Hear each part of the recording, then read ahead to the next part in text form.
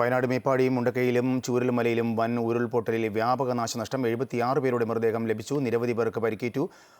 മണ്ണിടിച്ചിലും മലവെള്ളപ്പാച്ചിലും പല സ്ഥലങ്ങളിലും ഒറ്റപ്പെട്ടു. മേപ്പാടിയും മുണ്ടക്കയും ചൂരൽമലയും ഉൾപ്പെടെ പ്രദേശത്തെ പല സ്ഥലങ്ങളും ഒറ്റപ്പെട്ടു. അപകടം നടന്ന സ്ഥലത്ത് സൈന്യമെത്തി. ചൂരൽമലയിൽ ഫയർഫോഴ്സ് സംഘം രക്ഷാപ്രവർത്തനം നടത്തുന്നു. NDRF സംഘവും രക്ഷാപ്രവർത്തനം നടത്തുകയാണ്. തത്സമയ ദൃശ്യങ്ങളാണ് ഇപ്പോൾ കാണുന്നത്. കൂടുതൽ വിശദാംശങ്ങളുമായി വിക്ടർ ചേരുന്നുണ്ട്. വിക്ടർ, രണ്ട് കാര്യങ്ങൾ. ഒന്ന്, ഒറ്റപ്പെട്ടു പോയവരെ കുറിച്ച് അല്ലെങ്കിൽ അവരെ രക്ഷപ്പെടുത്താനുള്ള ശ്രമങ്ങൾ ഒരു ഭാഗത്ത്, മറ്റൊന്ന് കാണാതായവർക്ക് വേണ്ടിയുള്ള തിരച്ചിൽ. ഈ രണ്ട് പ്രവൃത്തികളും എങ്ങനെയാണ് അവിടെ പുരോഗമിക്കുന്നത്? വളരെ ദാരുണമായ ഒരു സംഭവമാണ്. ഇപ്പോഴും പലർക്കും അവരുടെ ബന്ധുക്കളെ ഒക്കെ ഇപ്പോഴും കണ്ടു കിട്ടാനുള്ള വേണ്ടിയിട്ടുള്ള ഒരു തിരച്ചിൽ കൂടിയാണല്ലോ. രാജേഷ്, തീർച്ചയായിട്ടും വളരെ ദാരുണമായിട്ടുള്ള ഒരു അവസ്ഥ തന്നെയാണ് ഇപ്പോൾ വയനാട്ടിൽ നിന്നും നമുക്ക് പറയാൻ സാധിക്കുന്നത്.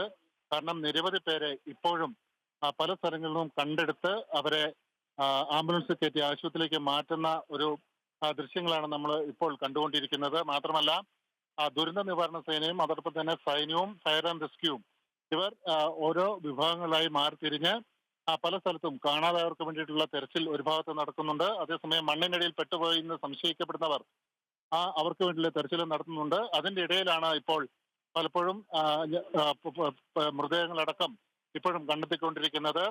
കൃത്യമായിട്ടുള്ളൊരു കണക്ക് 76 നമുക്ക് പറയാമെങ്കിൽ പോലും കൃത്യമായിട്ടുള്ള കണക്ക് അതിലും മേലെ വരും എന്നുള്ളതാണ് യാഥാർത്ഥ്യം. കാരണം എത്ര പേർ പോയി എന്നുള്ളതിനെ കുറിച്ച് കൃത്യമായിട്ടുള്ള ധാരണ ഇപ്പോഴും ഒരുപക്ഷെ ഭരണകൂടത്തിനില്ല. അത് അവരുടെ കയ്യിലെ തെറ്റുകൊണ്ടല്ല. എത്ര പേർ അവിടെ ഉറങ്ങിക്കിടന്നിരുന്നു, അല്ലെങ്കിൽ എത്ര പേർ വീടുകളിൽ ഉണ്ടായിരുന്നു എന്നുള്ള കാര്യത്തിൽ കൃത്യമായിട്ടുള്ള കണക്കെടുപ്പ് ഇനിയും പൂർത്തിയാകേണ്ടിയിരിക്കുന്നു. അത് കണക്കെടുത്ത് കഴിഞ്ഞാൽ മാത്രമേ കാണാതായവരെ കുറിച്ചുള്ള കൃത്യമായിട്ടുള്ള ഒരു വിവരം നമുക്ക് പുറത്തു പറയാൻ പറ്റുകയുള്ളൂ. എന്തായാലും നിലവിൽ അനൗദ്യോഗികമായിട്ടാണെങ്കിൽ പോലും പുറത്തു വരുന്ന 76 പേരാണ്. പക്ഷെ മരണസംഖ്യ ഇനിയും ഉയരാനാണ് സാധ്യത.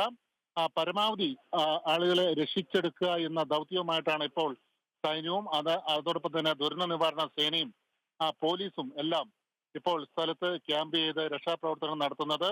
ഇപ്പോൾ നമുക്ക് ദൃശ്യങ്ങൾ കാണാം.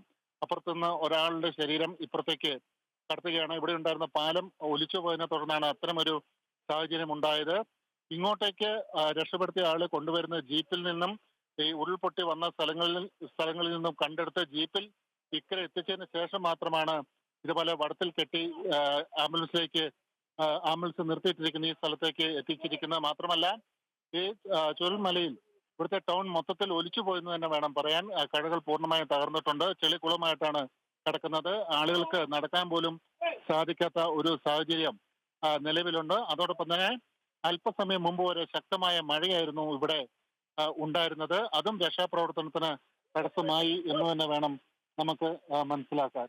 രാജേഷ്, ഒരുപക്ഷെ നമുക്ക് ഈ അവിടുത്തെ ജില്ലാ ഭരണകൂടം ഏത് തരത്തിലുള്ള വിശദീകരണമാണ് നൽകുന്നത്?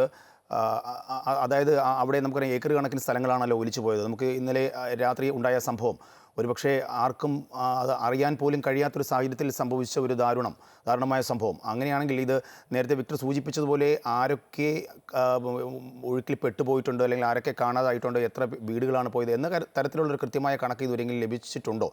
കാരണം ഇതിപ്പോൾ ഏതൊക്കെ സ്ഥലങ്ങളിൽ ആരൊക്കെ ഉണ്ടായിരുന്നു എന്ന് പരസ്പരം പോലും ചോദിച്ചറിയാൻ കഴിയാത്തൊരു സാഹചര്യം കൂടിയാണല്ലോ. രാജേഷ്, തീർച്ചയായിട്ടും. കാരണം അതാണ് ഞാൻ നേരത്തെ പറഞ്ഞത്. ഈ എത്ര വീടുകൾ ഉണ്ടായിരുന്നു എന്നതിനെ കുറിച്ച് ഏകദേശ ധാരണ ഉണ്ടാവും. പക്ഷേ ഈ വീടുകളിൽ എത്ര ആളുകൾ താമസിച്ചിരുന്നു, അവർ കിടന്ന് ഉറങ്ങിയിരുന്നു എന്ന യാതൊരു ധാരണയും ഇപ്പോഴും ആയിട്ടില്ല. ധാരണ കുറവുകൊണ്ടല്ല, അല്ലെങ്കിൽ ജില്ലാ ഭരണകൂടത്തിന്റെ പിടിപ്പുകേടുകൊണ്ടല്ല അത് സംഭവിക്കുന്നത്. കാരണം മിക്ക ആളുകളുടെയും ബന്ധുക്കൾ ആശുപത്രിയിൽ വന്ന് പരുതുന്നുണ്ട്. പലരും മൃതശരീരം തപ്പുന്നുണ്ട്. തങ്ങളുടെ കൂട്ടത്തിൽപ്പെട്ട ആളുകളാണോ ഇതിൽ കിടക്കുന്നതെന്ന് കാണാൻ വേണ്ടി. ഹൃദയഭേദകമായ ഒരു കാഴ്ച തന്നെയാണ് അത്. നമുക്കത് പറഞ്ഞറിയിക്കാൻ സാധിക്കില്ല. ഇപ്പോഴും ഞാൻ നേരത്തെ സൂചിപ്പിച്ച പോലെ പല സ്ഥലത്തു നിന്നും ആളുകളെ കണ്ടെത്തിക്കൊണ്ടിരിക്കുന്നു. ഇങ്ങനെ ഒരു സാഹചര്യം നിലനിൽക്കുന്നുണ്ട്. എന്തായാലും ഇന്ന് വൈകുന്നേരത്തോടു കൂടി തന്നെ ഈ കാര്യത്തിൽ വ്യക്തമായിട്ടുള്ള ഒരു കണക്ക് ജില്ലാ ഭരണകൂടത്തിന്റെ ഭാഗത്തുനിന്ന് ഉണ്ടാകാനുള്ള സാധ്യതയാണ് നിലനിൽക്കുന്നത്. അതോടൊപ്പം തന്നെ ഞാൻ നേരത്തെ സൂചിപ്പിച്ച പോലെ ഇത് രണ്ടാമതും ഒരു ചെറിയ ഉരുൾപൊട്ടൽ പോലെ ഒരു സംഭവിച്ചിരുന്നു അതേ സ്ഥലത്ത് തന്നെ. പക്ഷേ ആദ്യം വലിയ ശബ്ദത്തോടെ വെള്ളം ഇരച്ചെത്തി കഴിഞ്ഞപ്പോൾ അത് ഉരുൾപൊട്ടലാണെന്നാണ് കരുതിയെങ്കിലും പക്ഷേ ഇന്നലെ വന്നതിന്റെ മിച്ചം വെള്ളം പുറത്തേക്ക് കുത്തിയൊലിച്ച് വന്നതാണെന്നാണ് പിന്നീട് ഔദ്യോഗികമായിട്ടുള്ള വിശദീകരണം നൽകിയത്. റവന്യൂ മന്ത്രി കെ രാജൻ, അതോടൊപ്പം തന്നെ പൊതുമരാമത്ത് വകുപ്പ് മന്ത്രി മുഹമ്മദ് റിയാസ് എന്നിവർ അല്പസമയം മുമ്പ് ഇവിടെ എത്തി സന്ദർശനം നടത്തി ഇതിന്റെ രക്ഷാപ്രവർത്തനം വിലയിരുത്തിയിരുന്നു. അവർ വയനാട്ടിൽ ക്യാമ്പ് ചെയ്യുന്നുണ്ട്.